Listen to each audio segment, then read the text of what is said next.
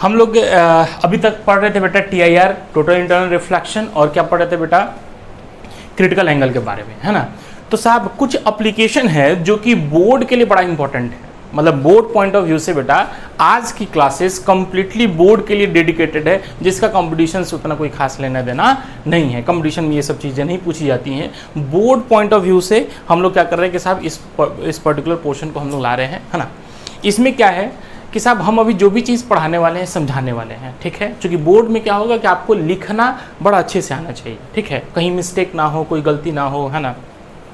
उसके लिए क्या है कि हम क्या कर रहे हैं कि आपको जो पढ़ाने वाले हैं उसको अभी समझा दे रहे हैं, ठीक है। बहुत बढ़िया से आप समझ लीजिए, और समझने के बाद या तो उसको आप अपने मन से लिख सकते हैं, समझ में आ जाएगा तो साहब हम अपने मन से लिख सकते हैं। अगर नहीं समझ में आता है तो साहब इसमें डिस्क्रिप्शन में, है ना, आपको इसका क्या बोलते हैं PDF फाइल अपलोड करके हम आपको दे रहे हैं, ठीक है। मतलब इस जो भी आज पढ़ा रहे हैं बोर्ड के लिए, इसका हिंदी और इंग्लिश दोनों में आपका क्या मिलेगा बेटा, PDF फाइल मिल जाएगा। वो PDF फाइल आपको डाउनलोड कर लेना है और उसमें सारी चीज़ें जो लिखी गई हैं उसको हम लोग बोर्ड पॉइंट ऑफ व्यू से, जैसे जैसे बोर्ड में लिखा जाता है बेटा, 2 नंबरिया में ये क्वेश्चन आने के बहुत चांसेस हैं और आते भी हैं 100% बेटा, है ना। तो इसलिए इसको कायदे से इसको पढ़ लेना है। आइए हम लोग पढ़ते हैं बेटा, ध्यान से देखिए।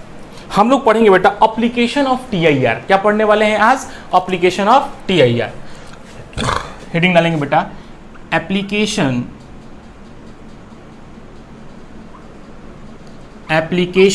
ऑफ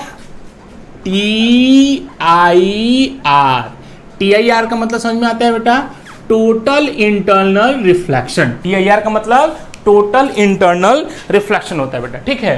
आइए अब कहता है क्या, मतलब कुल आंतरिक परावर्तन। TIR का हिंदी क्या होता है, टोटल इंटरनल रिफ्लेक्शन का हिंदी होगा कुल आंतरिक परावर्तन। अच्छा कह सब एप्लीकेशन में सबसे पहला एप्लीकेशन हम लोग पढ़ेंगे, पहला पढ़ेंगे कि ब्रिलियंस ऑफ डायमंड।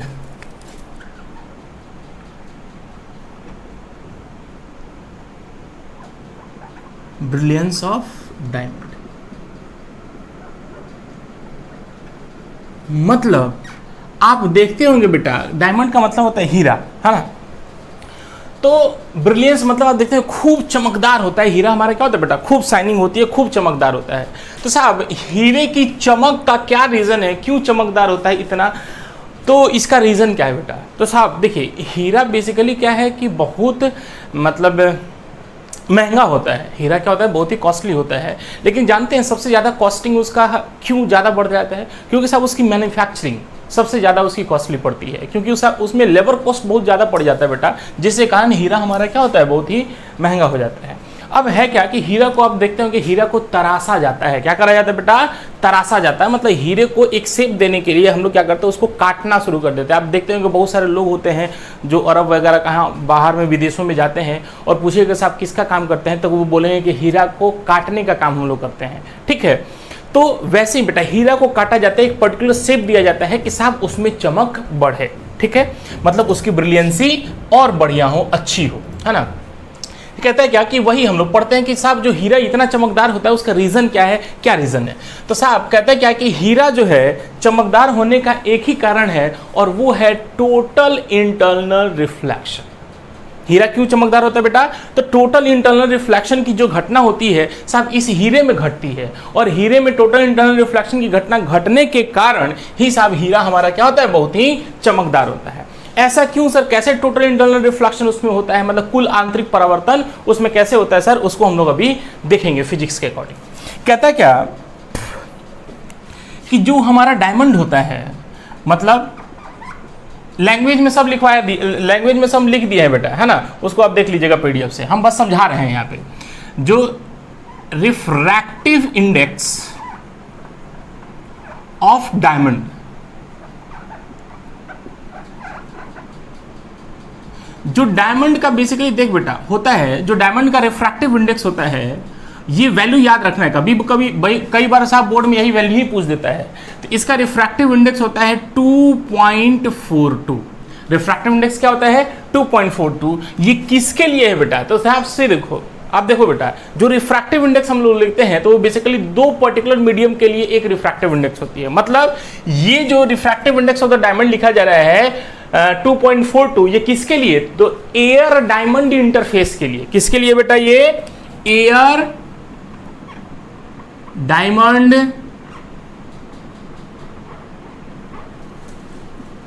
इंटरफेस के लिए जो रिफ्रैक्टिव इंडेक्स होती है, मतलब अपवर्तनांक की मान जो होती है वो बेटा वो कितनी होती है? 2.42 होती है। अच्छा, अब तुम सोचो कि अगर इस रिफ्रैक्टिव इंडेक्स इस डायमंड का पता है ना, और एयर का हमें रिफ्रैक्टिव इंडेक्स पता होता है कितना बेटा? 1, तो तुम सोचो कि क्रिटिकल एंगल हम निकाल सकते हैं किसके लिए? तो डायमंड के लिए। तो हाँ सर निकाल सकते हैं। तो तुम सोचो हमको पता है कि साइन सी बराबर कम वाला रिफ्रैक्टिव इंडेक्स बाई में ज्यादा वाला रिफ्रैक्टिव इंडेक्स, तो 2.42। बाबू जब इसको कैलकुलेट कीजिएगा तो अब यहां से लिखेगा C बराबर, ये साइन इधर चला जाएगा इनवर्स में 1/2.42। बोलो कोई शक वाली बात बेटा? नहीं। आइए, इसलिए यहां से जो क्रिटिकल एंगल मिल जाती है साहब किसके लिए? हीरा और हवा के लिए। तो हीरे के लिए जो क्रिटिकल एंगल हो जाएगी 24.4 डिग्री में होता है बेटा। कितना होगा? 24.4 डिग्री साहब ये हीरे का क्या हो जाता है? क्रिटिकल एंगल हो जाता है। कोई दिक्कत नहीं। अब तुम ध्यान से देखो सर, हमको इतना पता है कि साहब ये जो ब्रिलियंसी ऑफ डायमंड जो मतलब हीरा इतना चमकदार होता है वो होता है, ये बेस्ड होता है किस पे बेटा? तो TIR पे बेस्ड होता है, मतलब टोटल इंटरनल रिफ्लेक्शन में बेस्ड होता है। अब कहते हैं क्या कि साहब हीरा का क्रिटिकल एंगल अगर 24.4 डिग्री है तो साहब ये एंगल क्या ज्यादा है या कम है बेटा? तो ये एंगल बहुत ज्यादा नहीं है बेटा, बहुत कम है, मतलब 30 डिग्री से भी कम है। तो इसलिए होता क्या है कि अब हम लोग क्या करते हैं कि हमको पता चल गया कि साहब हीरा का क्रिटिकल एंगल है 24.4 डिग्री। अब हम लोग क्या करते हैं कि साहब अब हीरा को हम लोग तराशना चालू कर देते हैं, मतलब हीरा को काटना चालू करेंगे और हीरा को ऐसे काटेंगे। उसमें देखिएगा हीरे में मल्टीपल फेसेस होती हैं बेटा। कितने फेस होते हैं? मल्टीपल फेस होते हैं। तो साहब फेस मतलब जैसे क्यूब है तो क्यूब में कितने फेस होते हैं? 6 फेस होते हैं। वैसे ही बेटा आप हीरा देखिएगा तो हीरा में 6 फेस नहीं होगा, हीरे में मल्टीपल फेस होते हैं, बहुत सारे फेसेस उनके सतहें उसमें बनाई गई रहती हैं और उसको तराश के काट के बनाया गया रहता है। वो इसलिए बनाया जाता है कि साहब चाहे लाइट कैसे भी इन सरफेसेस पे आए, चाहे लाइट कैसे भी इन सरफेसेस से आए, तो इनको इतने बढ़िया तरीके से तराशा या काटा जाता है कि साहब जो लाइट इस डायमंड पे पड़े, जो लाइट इस डायमंड के सरफेस पे जो पड़े, उसका एंगल ऑफ इंसिडेंस की जो वैल्यू होगी वो इस क्रिटिकल एंगल से क्या हो जाए बेटा? ज्यादा हो जाए। मतलब हीरे के फेसेस को ही हम इस प्रकार से काटते हैं कि साहब उसका लाइट अगर इंटर करे इस डायमंड पे तो साहब उसमें एंगल ऑफ इंसिडेंस की जो वैल्यू हो जाएगी, वो एंगल ऑफ इंसिडेंस के लिए वैल्यू जो हो जाए वो कितनी हो जाए बेटा? लमसम क्रिटिकल एंगल से ज्यादा हो जाए। अब तुम सोचो कि अगर मतलब लाइट जैसे डायमंड है ना बेटा, तो ये हो गया रेयरर, ये हो गया डायमंड। मैं मान लो कि ये डायमंड हो गया। अब हमको डायमंड बनाने नहीं आ रहा है, लेकिन आप ध्यान से सोचो, मान लो कि ये एक सरफेस है, ये फेस है ना, इस फेस पे लाइट आई, ठीक है, तो ये क्या हो जाएगा बेटा? रेयरर, और ये हो जाएगा डेंसर। तो रेयरर से डेंसर में जाने में साहब TIR थोड़ी वैलिड होगा।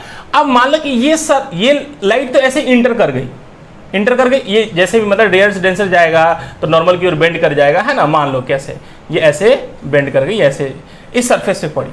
अब क्या है कि जब इस सरफेस पे जब लाइट पड़ी ना बेटा, तो अब इस सरफेस के लिए, चूंकि ये डेंसर से रेयरर में जाना चाह रहा है, तो अब इस सरफेस के लिए जो एंगल ऑफ इंसिडेंस की जो वैल्यू होनी चाहिए वो हम लोग क्या करते हैं? ऐसे काटते हैं कि साहब उसकी जो वैल्यू हो गई वो 24.4 डिग्री से क्या हो जाए बेटा? ज्यादा हो जाए। और जैसे ही क्रिटिकल एंगल का मान बेटा 24.4 डिग्री से अगर ज्यादा आ जाता है, मतलब एंगल ऑफ इंसिडेंस की वैल्यू क्या हो जाती है बेटा? अगर क्रिटिकल एंगल से अगर ज्यादा आ जाता है एंगल ऑफ इंसिडेंस की वैल्यू बेटा, अगर 24 क्रिटिकल एंगल से क्या होता है? अगर ज्यादा आ जाता है, तो साहब सोचो कि लाइट क्या करेगी? यहां से रिफ्लेक्ट कर जाएगी। जितना एंगल ऑफ इंसिडेंस से आएगी उतनी एंगल ऑफ रिफ्लेक्शन से रिफ्लेक्ट कर जाएगी। बोलो कोई दिक्कत नहीं। अब होता क्या है कि साहब होता क्या है कि इस जो डायमंड होता है, डायमंड में मल्टीपल फेसेस होते हैं, बहुत सारे फेसेस होते हैं। तो मल्टीपल फेसेस से बेटा, हर एक फेसेस से बेटा, मल्टीपल फेसेस से मल्टीपल TIR होता है, मतलब मल्टीपल रिफ्लेक्शन होता है। और मल्टीपल रिफ्लेक्शन कहाँ पे होता है? तो विद इन द डायमंड के अंदर में ही रिफ्लेक्शन होता है, डायमंड के अंदर में ही रिफ्लेक्शन होते रहता है बेटा। और उसी के कारण इसमें मल्टीपल TIR होता है। उसके कारण क्या होता है बेटा, इसमें मल्टीपल TIR होता है, मल्टीपल टोटल इंटरनल रिफ्लेक्शन हो जाता है, और जिसके कारण हमारा जो हीरा होता है बेटा वो काफी चमकदार होता है। ठीक है, हमें दिखाई क्या देता है कि साहब टोटल इंटरनल मतलब बहुत सारे रिफ्लेक्शन होने के कारण, हीरे के अंदर में बहुत सारे रिफ्लेक्शन होने के कारण हमारी जो हीरे होती है वो बहुत ही चमकदार होता है। वो क्यों होता है तो वो समझ में आ गया। तो साहब आपको एक चीज ये एक तो याद रखना है क्या कि साहब हीरे का जो रिफ्रैक्टिव इंडेक्स की वैल्यू होती है वो कितनी होती है, 2.42 होता है, और एयर डायमंड इंटरफेस के लिए जो क्रिटिकल एंगल की वैल्यू कितनी हो जाएगी बेटा, 24.4 डिग्री, ये इसका क्रिटिकल एंगल हो जाएगा। बोलो कोई दिक्कत नहीं। तो इसलिए हमको क्या करना है, TIR पे बेस्ड कराना है या TIR पे बेस्ड होता ही है। तो हमको बस इतना समझ में आना चाहिए कि साहब जो भी लाइट जो सरफेस पे पड़ रही होगी, सरफेस पे पड़ रही होगी, तो उसका एंगल ऑफ इंसिडेंस का मान क्या होगा बेटा, क्रिटिकल एंगल से ज्यादा हो जाएगा, तो वहां पे TIR होना शुरू हो जाएगा। और मल्टीपल फेसेस होते हैं तो मल्टीपल फेसेस के कारण मल्टीपल TIR होगा, मतलब मल्टीपल रिफ्लेक्शन होगा, और उसी मल्टीपल रिफ्लेक्शन के कारण ही हमें क्या होता है साहब, ये जो डायमंड होता है वो बहुत ही चमकीला दिखाई देता है, खूब तेज दिखाई देता है, खूब उसमें ब्राइटनेस और शाइनिंग होती है। बोलो कोई दिक्कत बेटा तो नहीं। तो एक तो TIR का बहुत बढ़िया एप्लीकेशन यहाँ पे हम लोग को दिखाई देता है डायमंड में।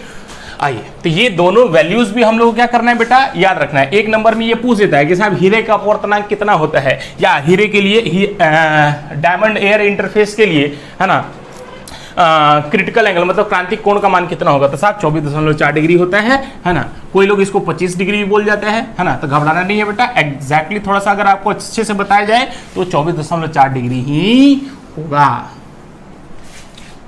अच्छा, दूसरा हम लोग पढ़ेंगे application of TIR in formation of Miraj.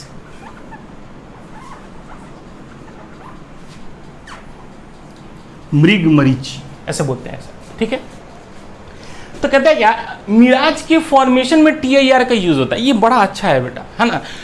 Actual में क्या होता है, आप कभी कभी गर्मी के दिनों में अगर जाइएगा, है ना, तो गर्मी के दिनों में जाइएगा तो साहब आप रोड पे जब चलिएगा, जब खूब गर्मी दिन होगा, खूब जैसे 12-1 बजे के करीब में आप खूब धूप हो जाता है, वहाँ पे सरफेस क्या होती है, रोड की सरफेस जो होती है बहुत ही गर्म हो जाती है ना। मतलब आप जैसे ही अपना पैर सरफेस मतलब रोड पे रखिएगा तो बेटा लगेगा कि अब जल गया पैर, है ना। उस कंडीशन में आप जब देखिएगा, अगर आप 4 व्हीलर या किसी गाड़ी से या बाइक से ही अगर आप जा रहे हैं तो आपको लगता है कि रोड पे कहीं मतलब काफ़ी दूरी पे, जब दूर रहते हैं हम लोग तभी बेटा, है ना, पास में आ जाएंगे तब नहीं, जब दूर रहता है तो हम लोग को दिखाई देता है कि रोड पे कुछ तेल टाइप का गिरा रहता है ना, बहुत चमकीला हो जाता है, एक पोर्शन होता है बहुत चमकीला होता है, या तो आपको ऐसा लगता है कि या तो तेल गिरा होगा और नहीं तो साहब वहाँ पे पानी कलेक्ट है, मतलब वहाँ पे पानी का जमावड़ा है, ठीक है। लेकिन जैसे ही जब हम वहाँ पे पहुँचते हैं तो साहब वहाँ पे कोई भी ना ही तेल गिरा रहता है और ना ही पानी गिरा रहता है ना। तो ये साहब किस पे बेस्ड होता है, ये क्यों ऐसा दिखाई देता है, तो ये भी बेटा TIR का ही रीजन है, टोटल इंटरनल रिफ्लेक्शन के कारण वो चीज़ हमें ऐसे दिखाई देती है, ठीक है। तो फिलहाल के लिए हम लोग पढ़ेंगे in the formation of TIR का application in the formation of mirage. मतलब मिराज का फॉर्मेशन कैसे होता है, ये मिराज एक्चुअली है क्या, तो ध्यान से देखो। होता क्या है कि बेसिकली ये रेगिस्तान वगैरह में होता है बेटा, है ना। रेगिस्तान वगैरह में उधर आप जाइएगा राजस्थान साइड में, है ना, जहाँ पे मरुभूमि है ना, मरुस्थल है ना, डेजर्ट है ना, रेगिस्तान ऐसे पाए जाते हैं वहाँ पे। तो बालू मतलब जो हम लोगों का सरफेस पे क्या होता है, मिट्टी होता है, वहाँ पे चलिए जाइएगा तो वहाँ पे सरफेस पे क्या होता है बेटा, बालू होता है, रेत होता है ना। तो होता क्या है कि जब गर्मी का दिन होता है ना, और गर्मी के दिन होता है, टेम्परेचर बहुत ज़्यादा हो जाता है, तो उस केस में हमारी जो अर्थ सतह जो होती है बेटा वो काफ़ी गर्म हो जाती है, और अर्थ का जो सतह होता है वो काफ़ी गर्म हो जाती है। और एक चीज़ इतना सोचो कि जैसे हम लोग अगर वाटर देखते हैं ना, एक बकेट में बेटा पानी भर दो, या आप नदी में ही आप देखते हैं या नाले में आप पानी जो जमावड़ा रहता है या पानी फ्लो करती है, तो इतना जान जाइए कि ये जो फ्लूइड जो भी हो गए, पानी हो गए, एयर हो गए, ये सब क्या कहलाएंगे, फ्लूइड किसे बोलते हैं कि साहब जो फ्लो कर सके, जो बह सके, उनको बोलते हैं फ्लूइड। सिंपल समझिए, पहले वाटर के लिए समझिए, फिर एयर के लिए समझाते हैं। तो आप देखिएगा कि साहब अगर मानिए कि नाला है, ठीक है, ऐसे नाला है और इसकी ये हाइट हो गई है ना, इसमें इतना लेवल तक पानी है, तो आप देखिएगा कि ऊपर वाला जो पानी है इसकी वेलोसिटी काफ़ी ज़्यादा हो जाती है ना, और सबसे जो नीचे सतह में जो जो मतलब सरफेस के साथ जो पानी सटा रहता है उसकी वेलोसिटी बहुत ही नेग्लिजिबल रहती है बेटा, है ना। मतलब आप देखिएगा ऊपर वाला कागज जो है बहुत जल्दी जल्दी भागता है, मतलब खूब तेजी से भागता है। क्यों? क्योंकि साहब ऊपर वाले सरफेस के कांटेक्ट में है, और ऊपर वाला जो सरफेस है वाटर का वो क्या करती है बेटा, बहुत तेज चलती है। लेकिन जैसे जैसे नीचे की ओर आते जाते हैं, मतलब जैसे डेप्थ में चले जाते हैं, तो साहब देखते हैं क्या कि वेलोसिटी भी क्या होने लगती है, घटने लगती है। मतलब इससे एक चीज समझ में आता है, सबसे नीचे वाली सरफेस पे वेलोसिटी क्या होती है बेटा, बहुत ही कम होती है, ये जीरो भी मान सकते हैं। इससे क्या समझ में आता है कि साहब हम ये समझ सकते हैं कि साहब वाटर, है ना, वाटर जो होते हैं बेसिकली वो लेयर वाइज लेयर होते हैं। ये वाली सरफेस हो गई, इसके नीचे एक लेयर, ये लेयर, ये लेयर, ये लेयर, ये लेयर, दिखाई नहीं देता है बेटा, लेयर्स वो आपको दिखाई नहीं देंगे। लेकिन ऐसा चूंकि वो ऐसा घटना घटता है तो हम लोग को ऐसा मानना चाहिए, समझना चाहिए कि साहब ये जो फ्लूइड है, मतलब ये जो वाटर है, ये भी क्या होते हैं बेटा, लेयर वाइज लेयर होते हैं। कैसे होते हैं बेटा, लेयर वाइज लेयर। ऐसे ही बेटा लेयर वाइज लेयर हमारी क्या होती है बेटा, एयर भी होती है ना। क्यों? क्योंकि अभी आप समझाते हैं। अर्थ सरफेस हमारा सन के हीट के कारण, मतलब सूर्य से जो हीट आती है बेटा, उस हीट के कारण हमारा अर्थ सरफेस क्या होता है, बहुत गर्म हो जाता है। अब जब अर्थ सरफेस बहुत गर्म हो जाता है तो साहब उसके कांटेक्ट में जो एयर होती है वो बेटा वो भी खूब गर्म हो जाती है, वो भी कहते हैं खूब गर्म हो जाती है। लेकिन आप देखिएगा कि जैसे हम लोग अर्थ सरफेस से ऊपर जाते हैं, ठीक है, तो अर्थ सरफेस से ऊपर किसी हाइट पे जाते हैं तो साहब देखते हैं कि यहाँ का जो एयर का टेम्परेचर बेटा वो कम है। एयर का टेम्परेचर क्या है, ऊपर में कम है, लेकिन जो अर्थ सरफेस से सटा हुआ है जो एयर, उस एयर की टेम्परेचर देखते हैं बेटा वो क्या है, काफी गर्म है। क्यों? क्योंकि साहब वो अर्थ सरफेस के कांटेक्ट में रहता है और हीट के कारण, सन की हीट के कारण अर्थ सरफेस हमारे क्या होता है, बहुत गर्म हो जाता है। इसका मतलब एक चीज और समझिए कि साहब जो ये एयर है, एयर भी क्या है हमारी, फ्लूइड है। क्यों? क्योंकि साहब फ्लूइड किसे कहते हैं, सिंपल डेफिनेशन, जो फ्लो कर सके उसे हम लोग क्या बोलेंगे बेटा, फ्लूइड कहते हैं। The substance which can flow is called fluid. Simple सा कॉन्सेप्ट समझिए। तो इसलिए हम देखें क्या कि नीचे वाले सरफेस बहुत ज्यादा गर्म है, लेकिन ऊपर वाला सरफेस क्या है बेटा, बहुत कम गर्म है। ठीक है, मतलब इसके रिस्पेक्ट में ये कम है गर्म। तो इसका मतलब हम ये मान सकते हैं कि साहब ये जो फ्लूइड है, मतलब ये जो एयर है, ये भी क्या है बेटा, लेयर वाइज लेयर है। कैसे बेटा, ये लेयर वाइज लेयर है। एयर भी हमारी कैसे बेटा, लेयर वाइज लेयर है। एयर भी हमारी क्या है बेटा, लेयर वाइज लेयर। तो होता क्या है कि साहब मरुस्थल में, मतलब रेगिस्तान वगैरह में चल जाते हैं हम लोग, तो वहां पे बालू होती है, बालू सैंड होती है, जो बालू होता है वो बेटा और ज्यादा गर्म हो जाता है ना, मिट्टी से ज्यादा गर्म बालू हो जाता है। तो साहब बालू के गर्म होने के कारण जो उसके कांटेक्ट में जो एयर है वो गर्म हो जाती है। लेकिन जैसे ही ऊपर जाते हैं, मतलब हाइट के साथ, देखते क्या है कि टेम्परेचर क्या होती है, डिक्रीज करने लगती है। मतलब अर्थ सरफेस से टेम्परेचर ज्यादा है और ऊपर हाइट पे टेम्परेचर हमारी क्या होती है, कम होती है। इसका मतलब साहब ये जो टेम्परेचर का, हाइट के साथ टेम्परेचर का क्या है, वेरिएशन है। अच्छा, इतना तो समझ में आ गया। अच्छा, अब कहता है क्या कि एक चीज और समझिए, जो एयर का रिफ्रैक्टिव इंडेक्स होता है जो 1 से स्लाइटली ग्रेटर होता है, मतलब एयर का रिफ्रैक्टिव इंडेक्स आप कहिए कि 1.01 के करीबन होता है।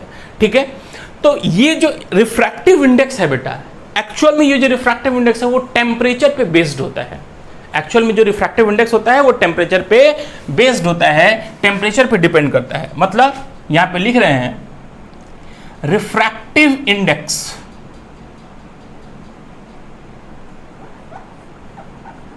रिफ्रैक्टिव इंडेक्स ऑफ मटेरियल, किसी भी मटेरियल का जो रिफ्रैक्टिव इंडेक्स होता है, डिपेंड अपॉन टेम्परेचर। क्या होता है, टेम्परेचर पे डिपेंड करता है। थोड़ा समझिए, टेम्परेचर पे डिपेंड करेगा, कैसे करेगा, तो थोड़ा सा ध्यान से समझना। आप सोचो कि साहब एक होता है रेयर मीडियम, एक होता है डेंसर मीडियम। बात समझ में आ गई। अब कहता है क्या कि साहब रेयर मीडियम किसे कहते हैं, तो रेयर मीडियम का मतलब हो गया कि साहब वाटर और एयर के रिस्पेक्ट में वाटर हमारी क्या हो जाएगी बेटा, डेंसर, जबकि एयर हमारी क्या हो जाएगी, रेयर। अब तो सोचिए एयर और डेंसर का मतलब क्या समझ में आता है। तो साहब एयर और वाटर में क्या डिफरेंसेस है, बेसिक डिफरेंसेस क्या है, तो दोनों तो फ्लूइड ही है। लेकिन तुम सोचो कि हम ये बोल सकते हैं कि साहब वाटर में intermolecular force of attraction, water में क्या है बेटा, इंटरमोलिकुलर फोर्स ऑफ अट्रैक्शन, मतलब दो मॉलिक्यूल जिस फोर्स से जुड़े रहते हैं उसको हम लोग बोलते हैं इंटरमोलिकुलर फोर्स, है ना। और ये हमेशा क्या होता है, अट्रैक्टिव होता है। तो जो इंटरमोलिकुलर फोर्स ऑफ अट्रैक्शन होता है बेटा, वो एयर में कम होता है, एयर में क्या होता है बेटा, कम होता है। लेकिन जब वाटर में जाते हैं तो साहब हम देखते हैं क्या कि जो इंटरमोलिकुलर फोर्स ऑफ अट्रैक्शन है वो वाटर में क्या होता है बेटा, ज्यादा हो जाता है। ठीक है, और ज्यादा होने के कारण एयर के रिस्पेक्ट में वाटर हमारी क्या हो जाती है, डेंसर हो जाती है। बात समझ में आ रही? मतलब जो मीडियम जितना ही डेंसर होगा उसके बीच की इंटरमोलिकुलर फोर्स ऑफ अट्रैक्शन जो होगा, जो मीडियम जितना ही डेंसर होगा उसके बीच के जो इंटरमोलिकुलर फोर्स ऑफ अट्रैक्शन होगा उसकी वैल्यू बेटा उतनी ही ज्यादा होगी। तो तुम सोचो होता क्या है कि जब हम गर्म करते हैं, हीट देते हैं, जैसे वाटर है, वाटर को हीट देंगे तो वाटर को हीट देंगे तो वो क्या बन जाएगा, वेपर में कन्वर्ट होगा। अब तुम सोचो जैसे हम हीट देते हैं तो हीट देने से क्या हो जाता है बेटा, एक्चुअली फेज चेंज हो जाता है। अब मान लो कि फेज नहीं, हम फेज की बात नहीं करते हैं, मतलब फेज चेंज नहीं होगा, एयर वाटर से वेपर में नहीं कन्वर्ट होगा। लेकिन तुम सोचो जैसे हम वाटर को गर्म करते हैं तो वाटर में ही रहता है लेकिन उसका टेम्परेचर क्या हो जाता है, बढ़ जाता है। तो टेम्परेचर बढ़ जाता है तो बेसिकली ये हीट हम देते किसको है, तो ये जो हीट देते हैं बेटा बेसिकली इन जो दोनों मॉलिक्यूल्स हैं, इन दोनों मॉलिक्यूल के बीच में इंटरमॉलिक्यूलर फोर्स ऑफ अट्रैक्शन है, तो बेसिकली इसी मॉलिक्यूल्स को हम लोग बेसिकली हीट देते हैं। और हीट देने से इस मॉलिक्यूल के बीच में क्या हो जाता है बेटा, एक्सपेंशन होता है। इनके बीच में क्या होता है, इंटरमोलिकुलर फोर्स ऑफ अट्रैक्शन होते हैं, मतलब ये अभी इतने पे हैं, जुड़े हुए हैं। तो जैसे हीट देंगे तो इनके बीच में क्या होगा, थोड़ा सा एक्सपेंशन होता है और यही इंटरमोलिकुलर फोर्स के बीच की स्पेसिंग क्या हो जाती है, बढ़ जाती है। मतलब ऐसे भी बोल सकते हैं कि एयर में इंटरमोलिकुलस जो होते हैं उनके बीच का सेपरेशन बहुत ही पढ़े भी होंगे, उनके बीच का सेपरेशन क्या होगा, ज़्यादा होता है, जबकि वाटर में इंटरमोलिकुल्स के बीच का जो सेपरेशन होता है वो क्या होता है बेटा, कम होता है। तो ऐसे भी कहते हैं जैसे हम हीट देते हैं तो हीट देने से वाटर में जैसे हीट देते हैं तो जो इंटरमोलिकुल्स हैं इस मॉलिक्यूल्स के बीच का जो सेपरेशन होता है बेटा क्या होता है, बढ़ जाता है। और बढ़ने से क्या होता है बेटा, वो एक्सपैंड फॉर्म में होते हैं। ठीक है, अच्छा अब तुम सोचो कि साहब जैसे ही इतना समझ में आ गया कि जो हीट देते हैं वो इंटरमोलिक्यूल के बीच का जो फोर्सेस होते हैं उनके बीच में लगता है और जो इंटरमोलिक्यूल्स जो होते हैं उनके बीच का सेपरेशन क्या होता है, बढ़ जाएगा। और जैसे ही सेपरेशन बढ़ेगा तो साहब वो पर्टिकुलर है वाटर ही, लेकिन पहले उसकी रिफ्रैक्टिव इंडेक्स वाटर की थी 4/3, तो अब सोच मतलब 1.33, तो अब सोच उसकी रिफ्रैक्टिव इंडेक्स क्या हो जाएगी, कुछ कम हो जाएगी। क्यों? क्योंकि साहब उनके बीच का जो मॉलिक्यूल्स के बीच की जो सेपरेशन है वो कम हो गई, तो कम ज्यादा हो गई, तो ज्यादा होने के कारण वो क्या हो गया, रेयरर में हो गया। क्यों? क्योंकि साहब ऐसे समझो ना कि एयर और वाटर क्या है, तो वाटर एयर हमारा रेयरर मीडियम है और वाटर क्या है, डेंसर मीडियम है। तो एयर के बीच में जो मॉलिक्यूल्स होते हैं उनके बीच का सेपरेशन क्या होता है, ज्यादा होता है। लेकिन इन रिस्पेक्ट ऑफ एयर जो वाटर के जो इंटरमोलिक्यूल्स होते हैं उनके बीच का सेपरेशन क्या होता है बेटा, कम होता है, जिसके कारण वो क्या होता है, डेंसर हो जाता है। ठीक है, तो जैसे ही हीट दिए थे, हीट देने से पहले इंटरमोलिक्यूल के बीच की सेपरेशन इतनी थी मान लो, लेकिन अब जैसे हीट देते इनके बीच की सेपरेशन क्या हो गई, थोड़ी बढ़ गई। तो बढ़ने से क्या होगा बेटा, वो रेयरर में जाएंगे ना, किस में जाएंगे, वो रेयरर की ओर जाएंगे। तो जैसे ही रेयरर की ओर जाएंगे तो तुम सोचो कि अब उसकी पहले वाटर की रिफ्रैक्टिव इंडेक्स थी 1.33, लेकिन जैसे ही हीट दिया तो हीट देने से उसकी रिफ्रैक्टिव इंडेक्स क्या हो जाएगी, 1.33 से कम हो जाएगी सर, 1.2 हो जाएगी। बोलो होगा कि नहीं होगा? इसका मतलब रिफ्रैक्टिव इंडेक्स कम हो जाता है। मतलब एक चीज बड़ा अच्छा सा समझ में आया कि साहब कि अगर टेम्परेचर बढ़ाएंगे तो टेम्परेचर बढ़ाने से उनके मॉलिक्यूल्स के बीच का जो सेपरेशन होता है वो बढ़ जाता है, और बढ़ने से वही मीडियम रेयरर की ओर भागना चालू कर जाता है। मतलब पहले जो वाटर की रिफ्रैक्टिव इंडेक्स 1.3 थी, अब उसकी रिफ्रैक्टिव इंडेक्स क्या हो जाएगी, 1.33 से और कम हो जाएगी, मतलब वो रेयरर की ओर ट्रीट हो जाएगा। है अच्छा, तो हम एक चीज समझे क्या कि साहब अगर टेम्परेचर बढ़ाइएगा, टेम्परेचर अगर आप बढ़ाते हैं, टी मतलब टेम्परेचर, अगर टेम्परेचर अगर आप बढ़ाते हैं बेटा तो तुम सोचो टेम्परेचर बढ़ाने से जो रिफ्रैक्टिव इंडेक्स होगी, है ना, उस मीडियम का रिफ्रैक्टिव इंडेक्स वो बढ़ेगा कि घटेगा। तो टेम्परेचर बढ़ने से उनके मॉलिक्यूल्स के बीच का सेपरेशन बढ़ गया है, तो बढ़ने से क्या होगा, उसकी रिफ्रैक्टिव इंडेक्स की वैल्यू क्या हो जाएगी बेटा, घटेगी, और घटने से वो मीडियम क्या कहलाएगा, डेंसर की ओर ट्रीट होगा, डेंसर की जैसे ट्रीट होने लगेगा। क्योंकि साहब पहले उसकी रिफ्रैक्टिव इंडेक्स 1.3 थी, अब रिफ्रैक्टिव इंडेक्स 1.2 हो जाने से उसकी वो क्या हो जाएगी, उस पहले के रिस्पेक्ट में अब वो रेयरर हो जाएगी। इतना समझ में आ गया? अब हम लोग पढ़ रहे हैं इंफॉर्मेशन ऑफ मिराज। तो तुम सोचो होता क्या है कि जैसे ही और सरफेस का टेम्परेचर ज्यादा होता है, और लेकिन जैसे हाइट बढ़ते हैं तो हाइट के साथ टेम्परेचर हमारी क्या हो जाती है बेटा, कम हो जाती है।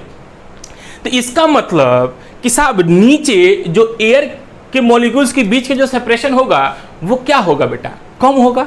लेकिन हाइट पे एयर के बीच की जो एयर के मॉलिक्यूल्स के बीच की जो सेपरेशन होगी वो क्या होगी, क्योंकि वहां पे टेम्परेचर कम है तो वो क्या होगा, थोड़ा सा ज्यादा होगा, मतलब थोड़ा सा उनके मॉलिक्यूल्स के बीच की सेपरेशन कम होगी। नहीं, मतलब ऊपर हाइट पे दो मॉलिक्यूल्स के बीच का जो सेपरेशन होगा वो क्या होगा बेटा, कम होगा। क्यों, क्योंकि वहां का टेम्परेचर कम है। लेकिन जैसे ही हम अर्थ सरफेस वाले एयर की बात करेंगे तो इसका टेम्परेचर क्या है बेटा, इसका टेम्परेचर ज्यादा होने के कारण इन एयर के जो मॉलिक्यूल्स होते हैं, इन मॉलिक्यूल्स के बीच की सेपरेशन क्या होगी बेटा, थोड़ी ज्यादा होगी। तो इसलिए नीचे वाला एयर जो होगा वो रेयरर की तरह ट्रीट होगा, जबकि ऊपर वाला जो एयर होगा वो डेंसर की तरह ट्रीट होगा। बात समझ में आई। अब होता क्या है कि साहब हम इतना भी जान गए कि अगर नीचे से ऊपर की ओर जाएंगे with the increase in height, अगर हाइट इंक्रीज करेगा तो बोल बेटा जो रिफ्रैक्टिव इंडेक्स होगी, हाइट इंक्रीज करेगा तो हाइट के बढ़ने से रिफ्रैक्टिव इंडेक्स क्या होगा, बढ़ेगा कि घटेगा बेटा। तो नीचे रिफ्रैक्टिव इंडेक्स कम होगी, ऊपर रिफ्रैक्टिव इंडेक्स ज्यादा होगी। तो हाइट बढ़ने से, ऐसे देखो, हाइट बढ़ने से टेम्परेचर हमारा क्या होगा बेटा, घट रहा है, और टेम्परेचर घटेगा तो इसका मतलब रिफ्रैक्टिव इंडेक्स क्या होगा बेटा, बढ़ेगा। ठीक है। आई होता क्या है कि मिराज क्या है, ये एक बेसिकली ऑप्टिकल इलिस्ट्रेशन है ना, इल्यूमिनेशन है ऑप्टिकल। ये क्या होता है तो ध्यान से देखो, जैसे रेगिस्तान में मान लो कि जनरली वहां पे तार का पेड़ ही होता है,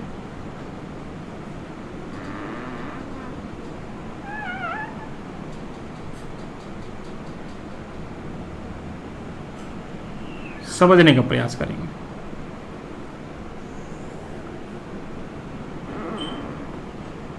ठीक है। आइए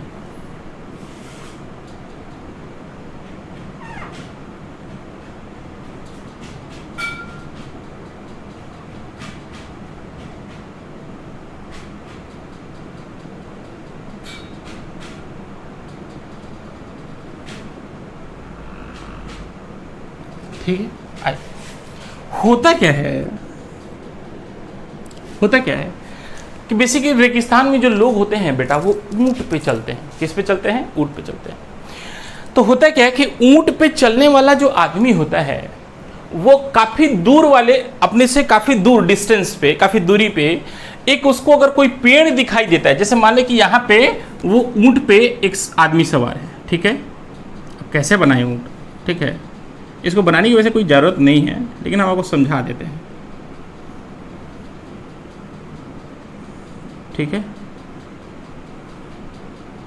जो भी मान लो ऊँट है, ठीक है, और इस ऊँट पे एक आदमी यहाँ पे बैठा हुआ है। ठीक है ना, ये ऊँट है, ये आदमी। ध्यान समझिएगा बेटा, ये क्या पढ़ा रहे हैं, मिराज। मिराज का फॉर्मेशन क्या होता है, मिराज क्या है पहले वो देखेंगे, फिर हम लोग उसका फॉर्मेशन भी देखेंगे।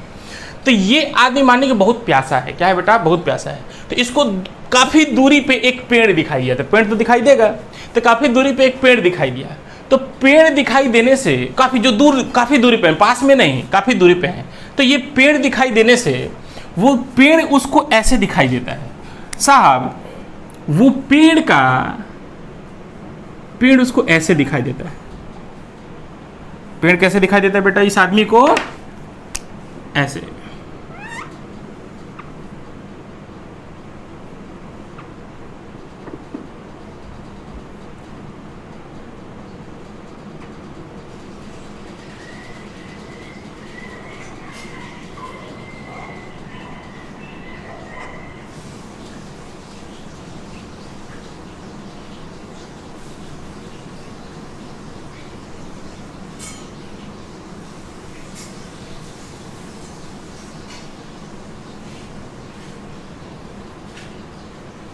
ठीक है बेटा, इस आदमी को ये तो पेड़ दिखाई देता है, तो इस पेड़ के साथ में बेसिकली इस पेड़ का एक इमेज दिखाई देता है, और वो इमेज इसका जस्ट उल्टा होता है। ठीक है, और यही इमेज इस आदमी को क्या करता है, दिखाई देता है। ठीक है, कब, गर्मी के दिनों में, है ना। तो होता क्या है कि ऐसा क्यों दिखाई दिया, और ये दिखने से क्या कारण होता है, तो होता क्या है कि जब ये प्यासा है तो ऐसा फॉर्मेशन कब होता है बेटा, तो ऐसा फॉर्मेशन पानी में ही होता है ना। क्योंकि कि साहब नदी के किनारे या किसी झील के किनारे, तालाब के किनारे अगर कोई पेड़ होता है तो उस पेड़ का प्रतिबिंब मतलब उसका इमेज भी ऐसा ही बनता है, उल्टा बनता है और सेम हाइट का बनता है। बोलो कोई दिक्कत नहीं। अब इस आदमी ने जब इस पेड़ का इमेज उल्टा देखा तो उसको लगता क्या है कि साहब दूर पे है, उसको लगता है कि साहब जरूर इस पेड़ के पास में कोई नदी, तालाब, झील वगैरह है, जिसके कारण इस पेड़ का इमेज इसमें उल्टा बन रहा है, दिखाई दे रहा है। लेकिन होता क्या है कि जैसे ही आदमी इस पोजीशन पे जाता है तो साहब उसको यहाँ पे कोई भी पेड़ दिखाई नहीं देता है और ना ही कोई उसको झील, तालाब, नदी उदी दिखाई देता है। अब वो अचंभित हो गया कि साहब ऐसा क्यों हुआ, कैसे हो गया। तो ध्यान से देखो, होता क्या है कि अभी हमने आपको बताया कि साहब जो एयर होती है, हवा जो होता है बेटा, वो लेयर वाइज लेयर होता है। कैसे बेटा कैसे होता है बेटा? वो लेयर वाइज लेयर होता है। कैसे होता है? वो लेयर वाइज लेयर होता है। कैसे होता है? लेयर वाइज लेयर होता है।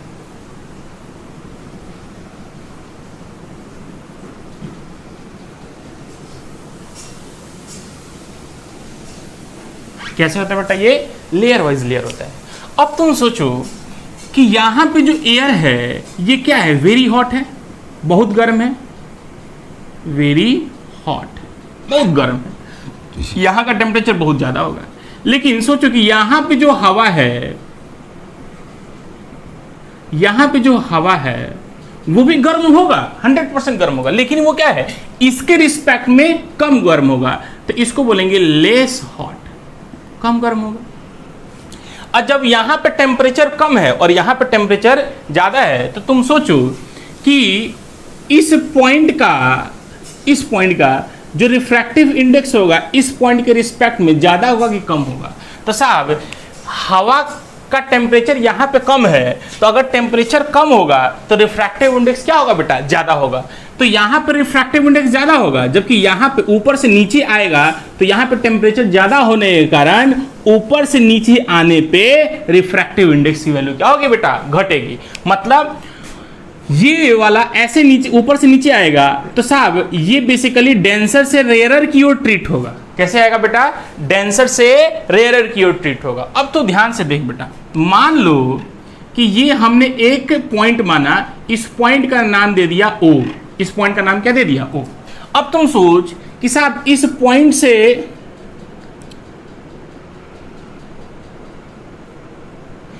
पॉइंट से लाइट आई, चली ऐसे, ये तो सीधे चलेगी, है ना? अब तुम सोच ऐसे नॉर्मल बना लीजिए, तो यहां का टेम्परेचर क्या है बेटा? कम है, और इधर का टेम्परेचर क्या है? ज्यादा है। तो तुम सोचो कि जब ये लाइट डेंसर से, ये डेंसर हो गया और ये क्या हो गया? रेयरर। क्यों डेंसर हो गया बेटा? क्योंकि यहाँ का टेम्परेचर कम है, तो टेम्परेचर कम होगा तो रिफ्रैक्टिव इंडेक्स बढ़ेगा। इनवर्सली होता है, उल्टा रिलेशन होता है, टेम्परेचर कम होगा तो रिफ्रैक्टिव इंडेक्स बढ़ेगा। तो यहाँ पे टेम्परेचर बेसिकली कम है और इधर का टेम्परेचर क्या है? ज्यादा है। तो तुम ध्यान से सोचो कि अगर ये हो गया, ये यहाँ का रिफ्रैक्टिव इंडेक्स ज्यादा है, यहाँ का रिफ्रैक्टिव इंडेक्स कम है, तो ये हो गया डेंसर और ये हो गया रेयरर, मान के चलिए। तो अगर ये, अब लाइट कहां से कहां ट्रेवल कर रही है? अब लाइट ट्रेवल कर रही है डेंसर से रेयरर की ओर। जब डेंसर से रेयरर की ओर ट्रेवल करती है तो ये लाइट क्या हो जाएगी बेटा? अपने नॉर्मल की ओर बेंड ना होके नॉर्मल से दूर बेंड हो जाती है। नॉर्मल से क्या हो जाएगी? थोड़ी सी दूर बेंड हो जाती है, दूर बेंड हो जाती है। ऐसा होता है? ऐसा हो जाएगा? हाँ। अब तुम सोचो कि एक्चुअल में हम एक जनरल डायग्राम बना देते हैं, क्योंकि थोड़ा सा आप ऐसे देखिए, कंडीशन समझ में आए कि नॉर्मल से वो क्या होने लगेगा? दूर होने लगेगा।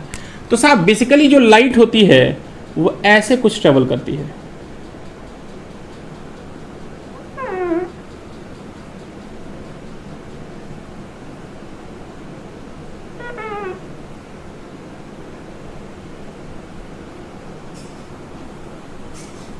ऐसे ट्रेवल करना शुरू कर देती है। ठीक है? मतलब यहां पे देखो एंगल ऑफ इंसिडेंस कम होगा, यहां पे एंगल ऑफ रिफ्रैक्शन ज्यादा होगा। यहां पे एंगल ऑफ इंसिडेंस कम होगा, यहां पे एंगल ऑफ रिफ्रैक्शन ज्यादा होगा। इस लेयर पे आई तो angle of incidence come, angle of refraction ज्यादा हो गया। मतलब ये नॉर्मल से क्या होने लग रहा है? दूर भागने लग रहा है, तो इसलिए लाइट क्या हो गया? ऐसे बेंड कर जाएगी। कहता है क्या कि एक पर्टिकुलर एयर लेवल पे जब आती है तो होता क्या है कि वहां पे जो लाइट आ रही है बेटा, ये जो लाइट आ रही है इस पे, ये जो लाइट आ रही है, ठीक है, ये लाइट ऐसे आ रही है, ऐसे ऐसे ऐसे, ठीक है।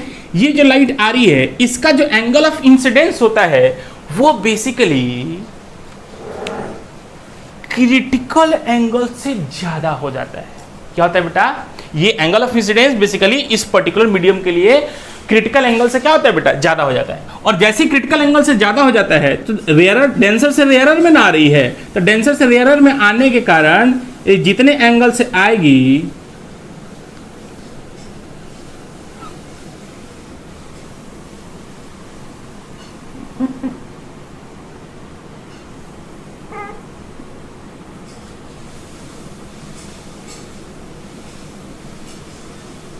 उतनी ही एंगल से क्या करेगी बेटा, चल जाएगी। और यहां पे होता है हमारा यही ऊंट पे सवार आदमी, ये अपना त्रिनेत्र बेटा क्या करता है, खोले हुए रहता है।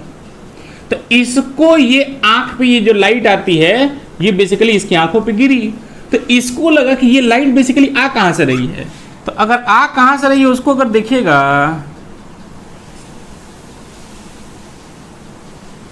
तो उसको ये पॉइंट आई बना देता है, इस पॉइंट को क्या मान लेते हैं, आई। तो बेसिकली ये जो लाइट बेसिकली आपको दिखाई देगा वो आ कहां से रहा है, यहां से आ रहा है। तो इसको लगता है कि साहब यहां पे आ रहा है, इसका उल्टा इमेज बन रहा है, इसका मतलब साहब उल्टा इमेज है ना, इसका मतलब साहब जरूर ये यहां पे क्या होगा बेटा, पानी होगा। और पानी में होने के कारण ही साहब इसका प्रतिबिंब हमको उल्टा दिखाई दे रहा है, इमेज हमें उल्टा दिखाई दे रहा है और ये हमारी आंखों पे चली जाती है और इसी कारण हमें ये मिराज का फॉर्मेशन होता है। मतलब ऑप्टिकल इल्यूमिनेशन है, मतलब एक तरीके से आंख का दोष है एक तरीके से मानिए, जिसके कारण हम लोग क्या करते हैं कि साहब हमको लगता है कि साहब यहाँ पे पानी है, लेकिन जैसे ही हम यहाँ पे पहुँचते हैं तो यहाँ पे कोई भी पानी हमें दिखाई नहीं देता है बेटा। बोलो कोई दिक्कत। तो यही चीज़ आपका क्या है, फॉर्मेशन ऑफ मिराज, यही मिराज का फॉर्मेशन है। बोलो कोई दिक्कत बेटा, तो नहीं, समझ में आ गया पूरा कंप्लीटली। अच्छा, इसी को हमने क्या किया बेटा, लिखवा दिया है अच्छे तरीके से, उसको समझ लीजिएगा। नेक्स्ट हम लोग पढ़ते हैं बेटा, है ना।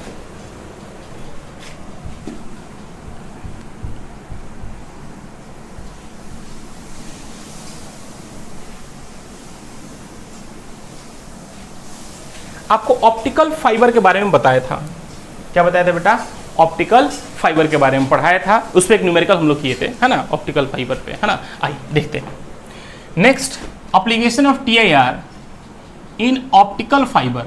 थर्ड नंबर हेडिंग क्या डालेंगे, ऑप्टिकल फाइबर।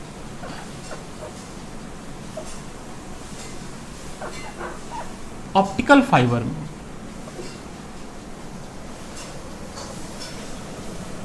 इसको बोलते हैं प्रकाशिकीय यंत्र। इसको क्या बोलते हैं बेटा, ऑप्टिकल फाइबर को हम लोग हिंदी में बोलते हैं प्रकाशिकीय यंत्र। अच्छा, कहता है क्या कि साहब ये ऑप्टिकल फाइबर में बेसिकली कैसे होता है, तो होता क्या है कि साहब ये जो ऑप्टिकल फाइबर है ये भी बेटा आपको याद भी होगा कि ये भी TIR पे बेस्ड होता है। ये क्या होता है, TIR पे बेस्ड होता है। कैसे, तो ध्यान से देखें, होता क्या है कि ये जो ऑप्टिकल फाइबर होता है ना बेटा, है ना,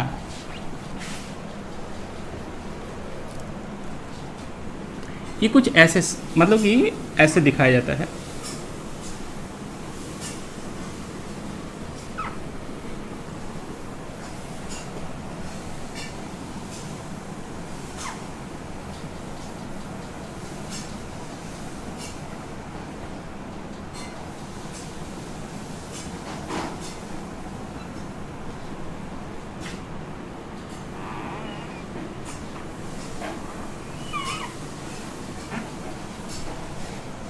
ठीक है,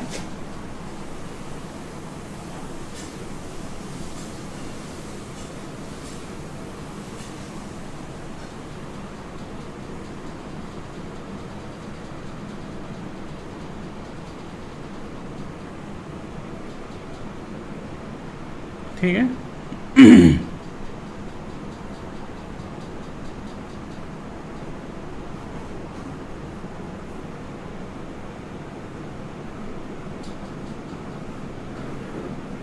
ठीक है।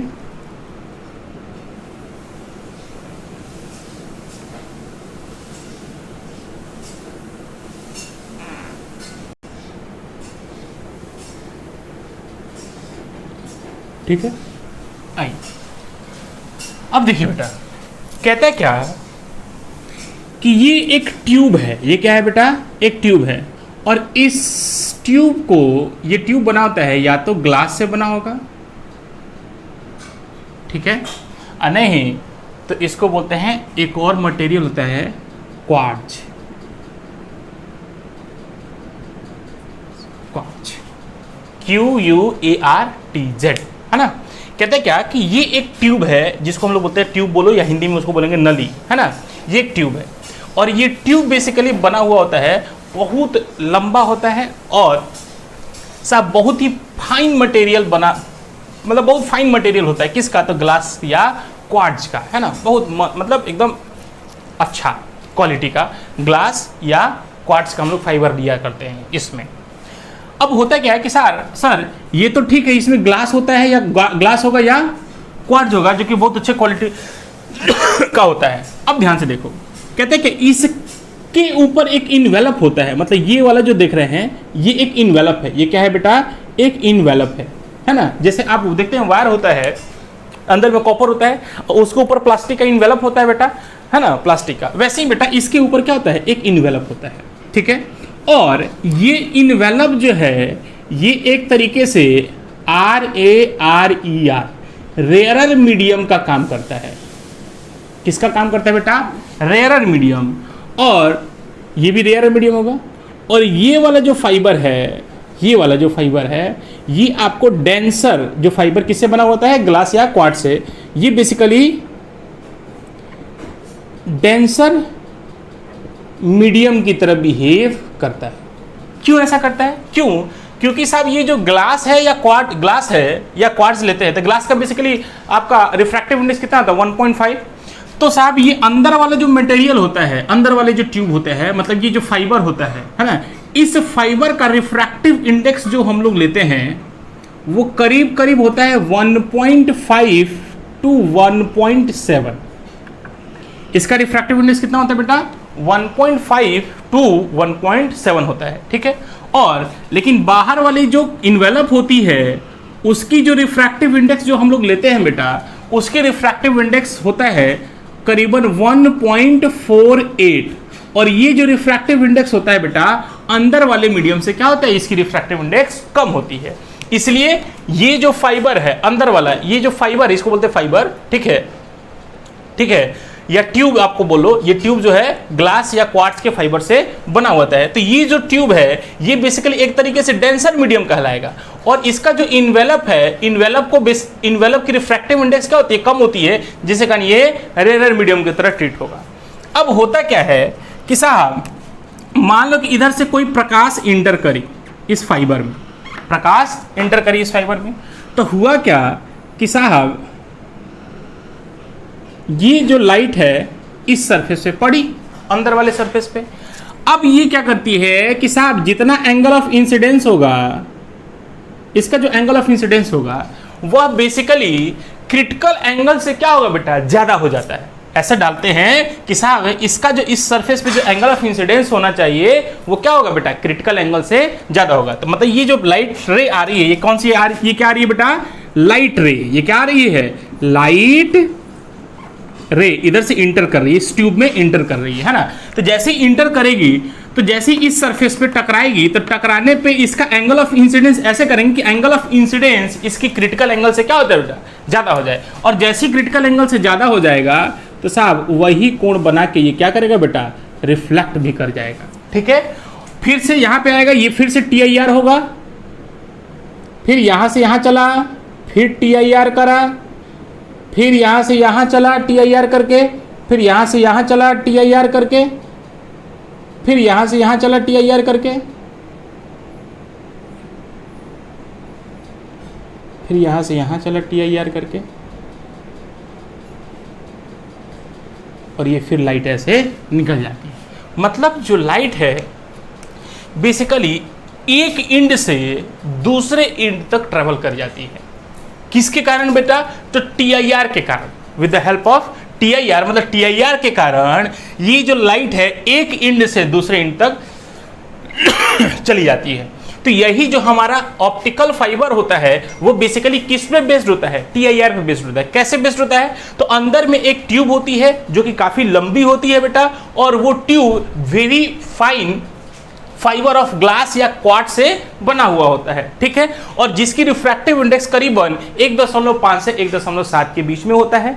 और इसके ऊपर एक इन्वेलप, इस ट्यूब के ऊपर एक इन्वेलप लगाया गया रहता है। उस इन्वेलप की रिफ्रैक्टिव इंडेक्स 1.48 के करीबन होती है, जो कि जो अंदर वाले मतलब जो हमारा फाइबर है, फाइबर से इसकी रिफ्रैक्टिव इंडेक्स क्या होती है? कम होती है।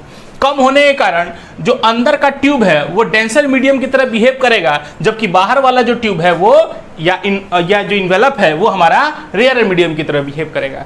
अब जैसे ही लाइट रे इस ट्यूब में इंटर करती है तो साहब इस ट्यूब में जैसी लाइट रे आती है तो जैसे ही इस फाइबर वाले सरफेस पे जैसे लाइट पड़ेगी तो ये लाइट को इस फाइबर या इस ट्यूब से क्या करने? बाहर जाने नहीं देती है। क्यों?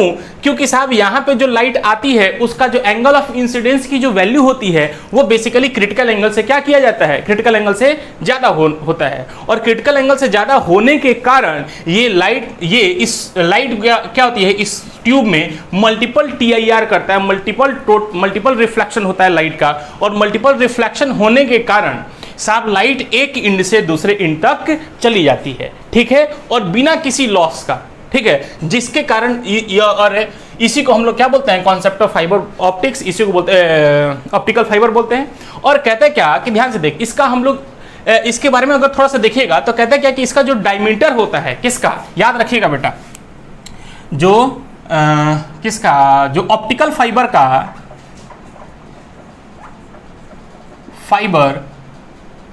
का जो डायमीटर होता है बेटा, मतलब व्यास जो होगा, मतलब इस फाइबर का जो डायमीटर होता है वो करीबन आपका होगा 10⁻⁻6 सेंटीमीटर टू 10⁻⁻4 सेंटीमीटर के रेंज में होता है बेटा। और इसकी रिफ्रैक्टिव इंडेक्स आपको बता दिया गया है, और इसकी रिफ्रैक्टिव इंडेक्स का भी जो रेंज होगा वो 1.5 टू 1.7 के करीब में होता है। जबकि जो इन्वेलप होता है उस इन्वेलप का रिफ्रैक्टिव इंडेक्स 1.48 के करीबन होता है, और जिसके कारण बाहर वाला इन्वेलप हमारा रेयरर की तरह ट्रीट करता है, और यहाँ पे मल्टीपल रिफ्लेक्शन TIR में हो जाता है। अब कहते हैं साहब इस ऑप्टिकल फाइबर का यूज कहाँ करते हैं? तो इस ऑप्टिकल फाइबर का बहुत बढ़िया यूज बेटा चिकित्सालय में होता है, मतलब हॉस्पिटल वगैरह में इंडोस्कोपी एक मतलब क्या था? ट्रीटमेंट, जब कोई मरीज होता है तो उस मरीज का कभी दिन इंडोस्कोपी हुआ था ऐसे बोलते हैं हम लोग, है ना। तो इंडोस्कोपी ENDOस्कोपिक, है ना, ट्रीटमेंट में किया जाता है। इस ट्रीटमेंट इससे नहीं होता क्या है कि इंडोस्कोपी होता है कि कभी पेट के अंदर जैसे बहुत सारे आंत वगैरह होता है ना, तो उसको देखना होता है ना किस डॉक्टर को, तो वो क्या करता है? इसी ऑप्टिकल फाइबर का यूज करता है, और उसमें लाइट रे जाती है, और जाने के कारण उसमें क्या होगा? मल्टीपल TIR होने के कारण लाइट एक इंड से दूसरे इंड तक चली जाती है। तो अब वहाँ पे जब जाएगी तो वो क्या चीज़ होगी? प्रकाश में हो जाएगी। लाइट जब निकलेगी तो वो चीज़ दिखाई देगा, और वो चीज़ दिखाई देने के कारण हमारे जो डॉक्टर लोग होते हैं वो चीज़ उस अंदर वाले मतलब पेट के अंदर वाली चीज़ को भी क्या कर सकते हैं? वो आसानी से देख लेते हैं। तो एक तो उसका यूज़ ऑप्टिकल फाइबर का यूज़ होता है इंडोस्कोपी में, है ना, मेडिकल साइंस में। और दूसरा एक बड़ा अच्छा यूज जो कि हम आपको बताए थे टेलीफोन में, है ना, तो टेलीफोन में भी इसका यूज होता है।